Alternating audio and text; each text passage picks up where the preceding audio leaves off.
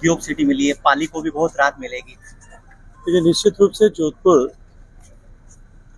का औद्योगिक विकास हो, ये भारतीय जनता पार्टी के जो संकल्प पत्र में, घोषणा पत्र में भी था और हमने चुनाव के समय में भी इस पर कहा था।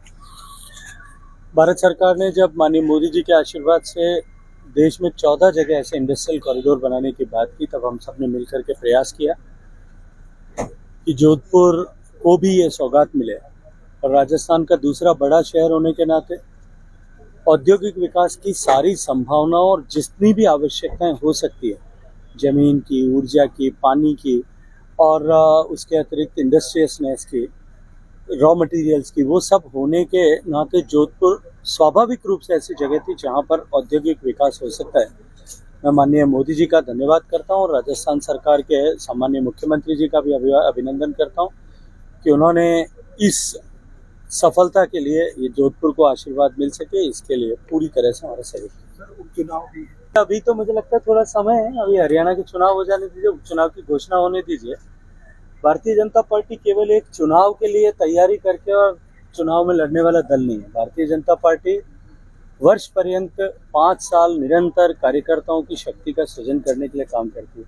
अभी आपने देखा भारतीय जनता पार्टी का सदस्यता अभियान चल रहा है और देश भर में सदस्यता अभियान चल रहा है। सदस्य बनाएंगे, सदस्यों को कार्यकर्ता बनाएंगे, कार्यकर्ताओं को नेता बनाएंगे और इस प्रक्रिया में चुनाव आते रहेंगे, जाते रहेंगे, चुनावों का काम भी साथ साथ में चलता रहेगा। आप मेघालय के दौरे पर रहे, पर्यटन को हर तरह से बढ़ावा देने का प्रयास कर रहे हैं और राजस्थान में भी हर प्रयास रह रहे हैं। भारत में पर्यटन की असीम संभावनाएं हैं।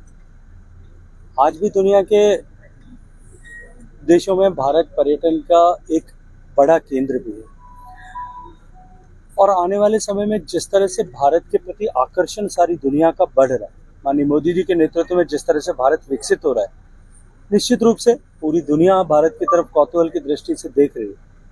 दूसरी तरफ सम्मानीय प्रधानमंत्री जी की नीतियों के चलते हुए जिस तरह से भारत में मध्यम वर्ग बढ़ा है, 25 करोड़ लोग गरीबी की रेखा से बाहर निकल पाए।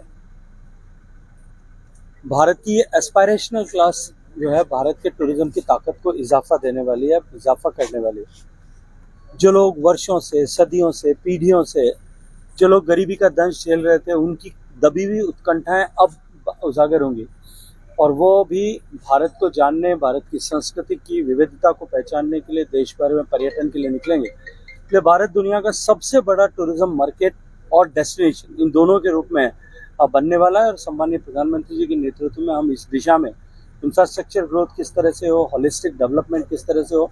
हमने अभी एक चैलेंज फ्लोट किया है जिसमें देश भर के लोगों से हमने अपील की है कि वो अपने अनुकूल, अपने अनुरूप जो बेस्ट टूरिस्ट डेस्टिनेशन जिसको वो मानते हैं अपने क्षेत्र का या देश का कोई भी, उस पर वो वोट करें और जो हाईएस्ट वोट्स जिन डेस्टिनेशंस को मिलेंगे उनको हम होलिस्टिक तरीके से प्रधानमंत्री जी के नेतृत्व में डेवलप करेंगे ताकि आने वाले समय में वो वर्ल्ड क्लास टूरिस्ट डेस्टिनेशन बन सके।